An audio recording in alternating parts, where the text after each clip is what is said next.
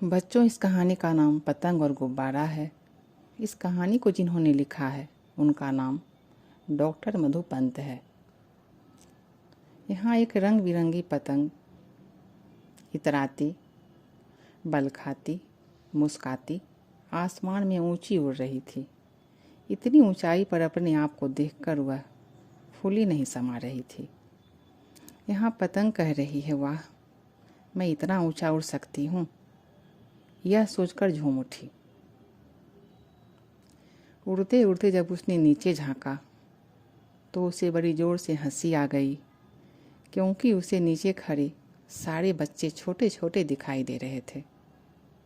वह रहा संदीप। देखो, मेरी डोर थामे जमीन पर खड़ा ऐसा लगता है मानो एक चींटा हो। खिलखिलाते हुए वह स्वयं से बोल उठी। तभी उसे एक आवाज़ सुनाई पड़ी। यहाँ गुब्बारा पतंग से कह रहा है, तुम अपनी ऊंचाई देखकर इतनी खुश क्यों हो? जानती हो, चींटा कहकर तुम जिसकी खिल्ली उड़ा रही हो उसी के हाथ में तुम्हारी डोर है। पतंग ने पलटकर देखा। गैस से भरा एक गोल मटोल गुब्बारा उड़ते उड़ते उसके पास आ गया था। उसके धागों का दूसरा सिर गुब्बारे वाले या किसी बच्चे के हाथ से छूट गया था। धागा नीचे लटका हुआ हवा में झूल रहा था। हंसते हंसते पतंग बोली, ओ गुब्बारे, पहले तुम अपनी कटी हुई पूंछ को तो देख लो। पूंछ यानी लटकता हुआ धागा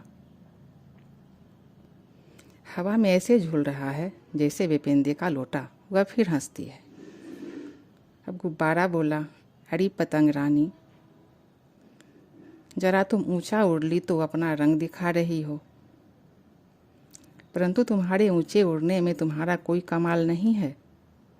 कमाल तो है तुम्हारी पूंछ यानी डोर का, जिसे तुम बंधी हुई हो, जिसके सहारे तुम उड़ रही हो। भले ही मेरी पूंछ कटी हो, पर उड़ तो अपने आप रहा हूं ना। यहाँ गुब्बारा हंसता है। यहाँ गुब्बारे की बात सुनकर पतंग आग बबूला हो गई। बोली, जिसे तुम मेरी पूंछ कह रहे हो वह धागा है, उसमें मांझा लगा हुआ है।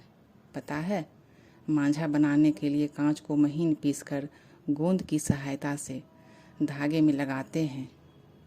मेरा मांझा इतना धार वाला है कि कोई डोर मेरे आगे टिक नहीं सकती। मैं तुम्हारी डोर भी काट सकती हूँ। यहाँ गुब्बारा कह रहा है कि किसी धागे को काटने के लिए दोनों धागों को तना हुआ होना चाहिए। मेरी पूंछ कटी ही सही, पर तुम उसको बाल भी बांका नहीं कर सकती, क्योंकि वह तो हवा में झूल रही है। फिर गुब्बारा पतंग को समझा रहा है, देखो बहन, हम दोनों ही हवा पर निर्भर हैं।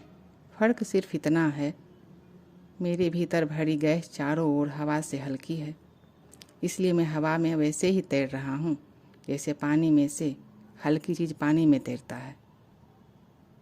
पर तुम्हारे उड़ने के लिए हवा ही तुम्हारी मदद करती है। लेकिन पतंग अभी हार मानने के लिए तैयार नहीं थी।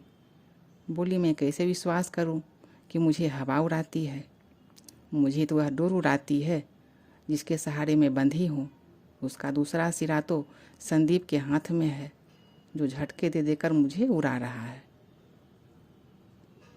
गुब्बारा मुस्कुराता हुआ बोला, तुम्हें पता है, संदीप के झटके देने पर हवा में हल्की और भारी दबाव के दो क्षेत्र बन जाते हैं, जिसके कारण तुम्हें उड़ान लेने में मदद मिलती है। फिर गुब्बारा बोल रहा है, यहाँ हम दोनों ही डोर से बंधे हुए हैं। हम दोनों का उद्देश्य भी एक ही है, बच्चों को खुश करना। बच्चों को रंग बिरंगी पतंग और हवा या गैस से भरे गुब्बारे समान रूप से भाते हैं।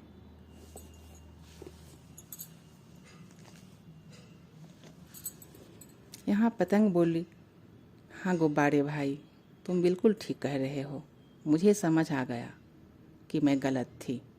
फिर दोनों खुश होकर आसमान में उड़ने लगे और हंस हंस कर बातें करने लगे।